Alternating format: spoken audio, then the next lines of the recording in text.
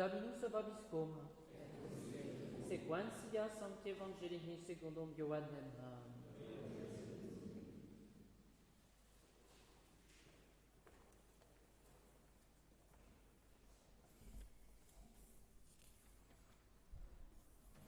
Suite du Saint-Évangile selon saint Jean. En ce temps-là, la Pâque des Juifs était proche et Jésus monta à Jérusalem. Il trouva dans le temple les marchands de bœufs, de brebis et de colombes et les changeurs à leur comptoir. Il fit d'un fouet avec des cordes et les chassa tous hors du temple avec leurs brebis et leurs bœufs. Il jeta par terre la monnaie des changeurs, il renversa leur comptoir et il dit aux marchands de colombes, « Enlevez cela d'ici, ne faites pas de la maison de mon Père une maison de commerce. » Ses disciples se rappelèrent qu'il est écrit « Le zèle de ta maison me dévore. » Les Juifs prirent la parole et lui dirent « Quel signe nous montres-tu pour agir ainsi ?» Jésus leur répondit « Détruisez ce sanctuaire et en 3 jours je le relèverai. » Les Juifs lui dirent alors « Il a fallu 46 ans pour bâtir ce sanctuaire, et toi, en 3 jours, tu le relèveras ?» Mais lui parlait du sanctuaire de son corps. Quand donc il fut ressuscité des morts, ses disciples se rappelèrent qu'il avait dit cela, et ils crurent à l'Écriture et à la parole que Jésus avait dite. Pendant qu'il était à Jérusalem pour la fête de Pâques, beaucoup crurent en son nom, en voyant les signes qu'il accomplissait. Mais Jésus ne se fiait pas à eux parce qu'il les connaissait tous et qu'il n'avait pas besoin qu'on lui rendît témoignage de l'homme, car lui-même savait ce qu'il y a dans l'homme.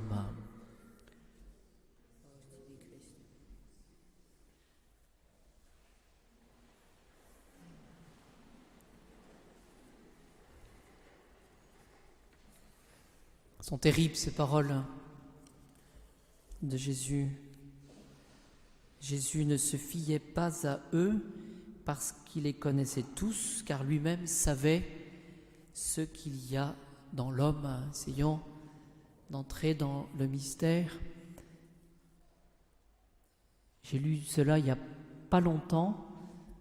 C'est que le Christ Jésus, le Seigneur Dieu, a pris le risque de nous laisser la liberté. Parce que finalement, il a pris le risque de nous laisser ne pas l'aimer. Il manifeste son amour et nous gardons cette faculté de l'aimer, mais de l'aimer librement. Ce qui ajoute de la qualité, de la perfection justement à l'amour. Aimer librement, c'est-à-dire qu'on va se déterminer, voilà. Alors que le Seigneur aurait pu finalement d'abord n'avait pas besoin de notre amour, donc c'est toute l'estime qu'il a pour sa créature, et ensuite il aurait pu nous déterminer d'une certaine manière à l'aimer, mais non, mais il a pris ce risque. Et donc essayons d'entrer dans ce mystère justement de cet amour que nous pouvons donner au Christ Jésus et librement. Nous voyons dans cet évangile qu'il est question de signes, et je vous rappelle, ça va rentrer petit à petit, que le signe, c'est ce qu'on voit, c'est ce qu'on peut toucher, c'est ce qu'on peut percevoir avec les sens, mais qui fera appel à une réalité qui sera cachée. Vous voyez, le signe. Notre Seigneur avait fait un premier signe, c'était Cana, c'était le signe de sa divinité, l'eau changée en vin. Et pour le temple, Jésus se manifeste encore. Il trouve des vendeurs et des changeurs. Et qu'est-ce qu'il va faire ? Il va les en chasser. Il va chasser ces vendeurs et ces changeurs du temple. Et il leur fait des reproches. Et ce que nous voyons, c'est que les Juifs vont prendre la parole et vont poser la question, mais à quel titre fais-tu cela ? À quel titre Jésus fait-il la police, finalement, dans le temple ? Et les Juifs, pour cela, vont lui demander un signe. Et c'est là que le Christ Jésus va donner ce signe précisément du temple qu'il va rebâtir et le relever en 3 jours. Voyez ? Quel signe nous montres-tu pour agir ainsi ? Jésus leur répondit, détruisez ce sanctuaire et en 3 jours je le relèverai. Voilà. C'est ce qui sera comme la preuve de sa divinité. Alors évidemment, on peut faire cette distinction que nous connaissons entre le temple matériel et le temple du corps de Jésus.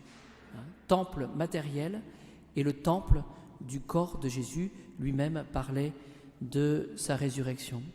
Alors, les adversaires de Jésus, et c'est ça qu'il faut comprendre, eh bien, vont prendre les choses à un sens littéral et matériel.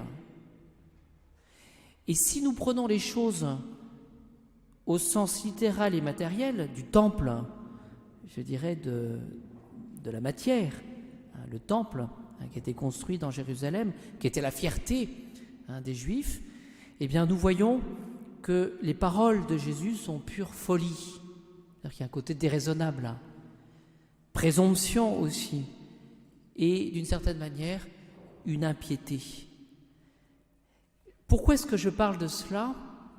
Eh bien parce que ces paroles de notre Seigneur Jésus-Christ, qui sont prises au sens littéral et matériel, et donc qui montrent la folie, la présomption et l'impiété, eh bien ce sera précisément le chef d'accusation que les Juifs vont ressortir au moment de la condamnation de Jésus.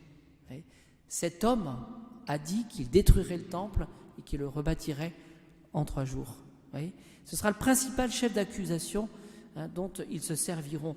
Et donc c'est dire que ce signe que Jésus a donné avait marqué les esprits.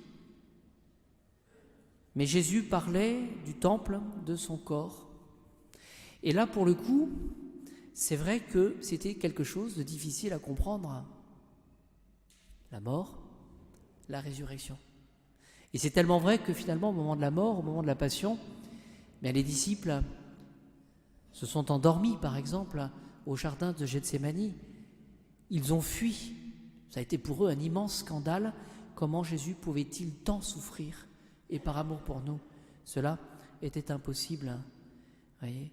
Et donc le Christ Jésus a annoncé d'une certaine manière cette résurrection. Et ce qui est intéressant, c'est que l'Évangile précise que beaucoup ont compris ces paroles qui suivaient donc quand Jésus a chassé les vendeurs du temple, mais ils l'ont compris simplement qu'après la résurrection. Ouais, parce que c'était quelque chose qui n'était pas d'une certaine manière concevable. Ouais. Alors que dit Origène pour ce passage des vendeurs chassés du temple?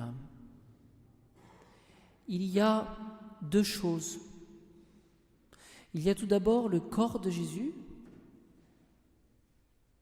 et il y a le temple. Et il y a finalement cette image que finalement nous sommes tous, pour reprendre la lettre de Saint Pierre, comme des pierres vivantes. Cette idée de la construction de l'Église qui est faite avec les baptisés, cette construction de l'Église finalement qui est faite avec ces pierres vivantes pour former la maison spirituelle, c'est-à-dire le corps du Christ, et puis le sacerdoce saint. Et il cite la première lettre aussi de saint Paul aux Corinthiens au chapitre 12, « Vous êtes le corps de Jésus-Christ et les membres les uns des autres ». Donc essayons d'entrer dans le mystère de cette annonce de Jésus. Détruisez ce sanctuaire et en 3 jours, je le relèverai. Il parle évidemment de sa résurrection, mais il parle aussi en même temps de chacun de nous. Parce que si nous réfléchissons, lorsque nous sommes baptisés, nous naissons à la vie surnaturelle. Lorsque nous allons nous confesser, eh bien nous retrouvons justement cet édifice, c'est-à-dire que nous sommes ces pierres vivantes, cette vocation que nous avons à chaque fois de nous relever. Et c'est là que nous voyons que l'objection des Juifs qui disaient « il a fallu 46 ans pour bâtir ce sanctuaire, mais toi, en 3 jours, tu le relèveras », eh bien cette objection finalement, elle tombe d'une certaine manière. Et oui, parce que finalement, ce que nous devons recevoir en ce temps de carême, c'est cette puissance que nous avons, cette capacité que nous avons de vivre en ressuscité. C'était quelque chose qui était inconcevable, mais n'empêche que le Christ Jésus l'a réalisé et il nous y invite maintenant.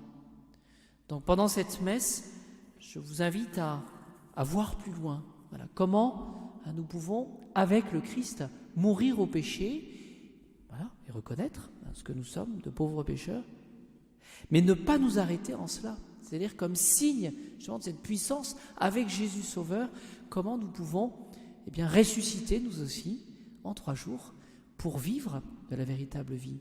C'est-à-dire finalement de vaincre le péché et puis de vaincre la mort. Et notre âme, elle est immortelle d'une certaine manière et nous sommes appelés à cette vie éternelle, c'est-à-dire cette vie où il n'y aura plus ni mort, ni péché et puis ni, ni le mal.